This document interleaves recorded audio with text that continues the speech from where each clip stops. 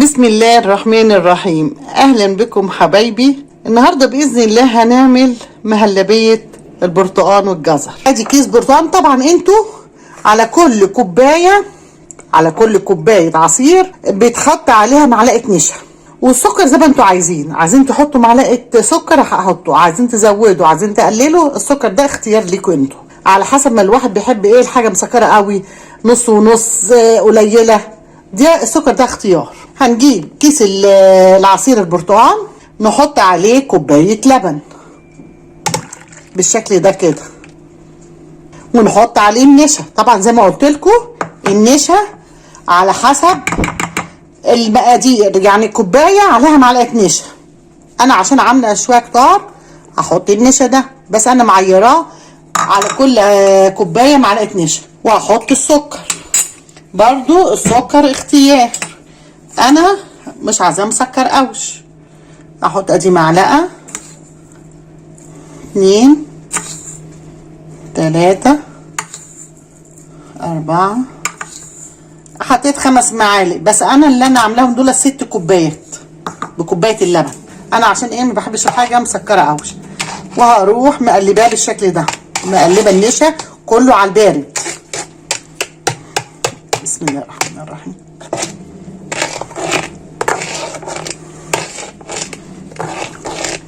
طبعا لما بيبقى على البارد بيتقلب بسهوله جدا، والنشا ده بيفك بسرعه. اقلبه كويس واوريكم عشان انا بصور انا ايه بالايد التانيه.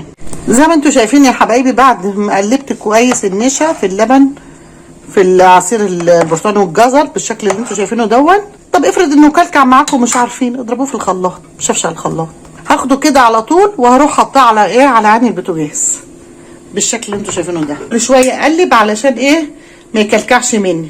هو هياخد يا دوبه غلوه وهتلاقوا ايه تقل كده وبقى حلو، وهنشوفها مع بعض برضه. زي ما انتم شايفين يا حبايبي، اول ما غليت ربط بالشكل اللي انتم شايفينه ده اهو، بالمنظر ده كده.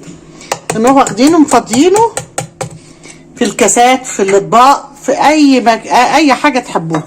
هنجيب كاس كده. بسم الله الرحمن الرحيم.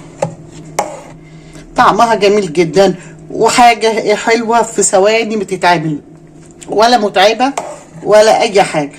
نملى الكاس التاني. طبعا لازم ايه تتفضى كلها في الاطباق او في اي حاجه انتوا بتفضوا فيها على طول قبل ما تبرد، لانها لو بردت مش هينفع تتفضى في حاجه. فضيهم كلهم واوريهم لكم. وزي ما انتم شايفين يا حبايبي، بعد ما فضيتهم بالشكل دون، احنا ممكن ايه نزوق الوش، ممكن حتت شوكولاتات صغننه كده تدعي على الوش بالمنظر ده. واللي عايزها ساده اعملها، واللي عايزها بجوز الهند، يعني اي حاجه عندكم كده تدي شكل بالمنظر اللي انتم شايفينه ده حبايبي. حاجه حلوه ما خدتش 5 دقايق، في ثواني اتعملت، والحاجات بتاعتها كلها موجوده في البيت. العصير موجود عم مخزنينه، اللبن طبعا بيبقى موجود في البيت، ما خدش حاجه تاني اكتر من كده.